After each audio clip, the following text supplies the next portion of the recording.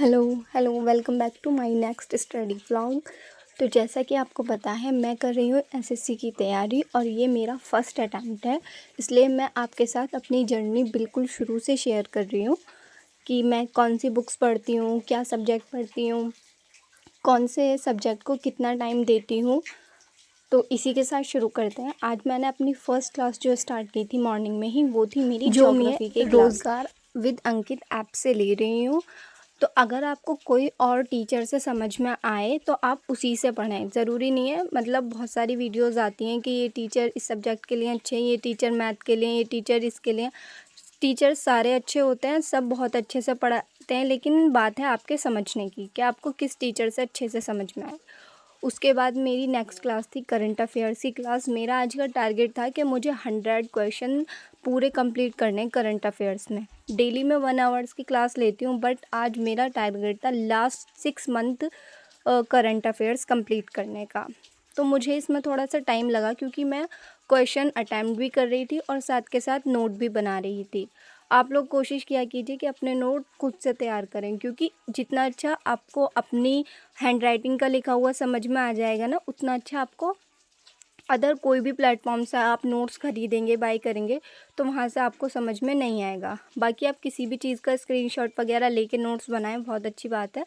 तो उसके बाद मैं अपना जब भी पढ़ती हूँ टाइमर रेगुलरली ऑन करके ही पढ़ती हूँ, जिससे मुझे पता रहे कि मैंने कितने क्वेश्चंस को कितने आवर में अटैम्प्ट किया या कितने टाइम मुझे नोट्स बनाने में लग रहे हैं, जिससे मेरी आंसर राइटिंग भी थोड़ी बेटर हो सकेगी। तो आप भी कोशिश किया कीजिए कि आप हमेशा टाइमर ऑन करके पढ़ें, बाकी कभी तो रह भी जाता है।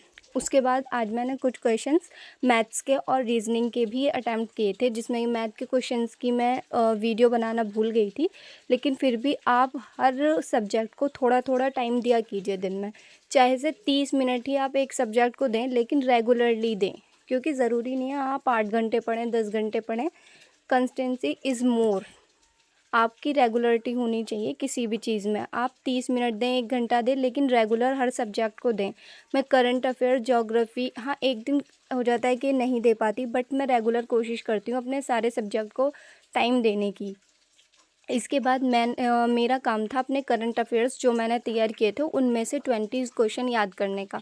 मैं रेगुलर किसी सब्जेक्ट में क्वेश्चन याद करती हूँ, जैसे कि कल मैंने अपने इंग्लिश फ्रेज़ याद की थी, आज भी मैंने उसमें से रिवीज़न किया था और कुछ फ्रेज़ याद किए। उसके बाद मैंने आज 20 क्वेश्चंस करंट अफेयर्स के याद किए और जो मेरे याद हैं पहले के, उन्हें मैंने रिवीज़न किया।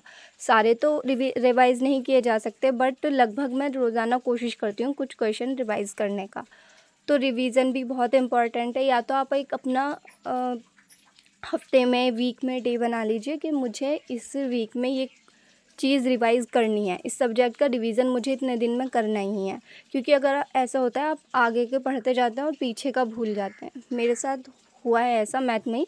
मैंने कोडिंग डिकोडिंग की आगे की वीडियो पढ़ ली थी रीजनिंग में, बट मैं पीछे का मेरा थोड़ा सा रह गया था, मैं भूल गई थी। लेकिन फिर बाद में मैंने रिवीजन किया और मैं बुक में से क्वेश्चन अटैम्प्ट करती हूँ, तो मेरा फिर बेसिक क्लियर हो गया। इसी के बाद मैंने रीजनिंग के क्वेश्चन अटैम्प्ट किए थे, मैंने डीपीबी भी सॉल्व की थी, लेक्चर में भी क्वेश्चन दिए जाते हैं वो सॉल्व किए। उसके बाद मेरे पास ल्यूसेंट की रीजनिंग की बुक है, तो मैंने उसमें से क्वेश्चन अटैम्प्ट किए। इसमें बहुत अच्छा कॉन्सेप्ट क्लियर है।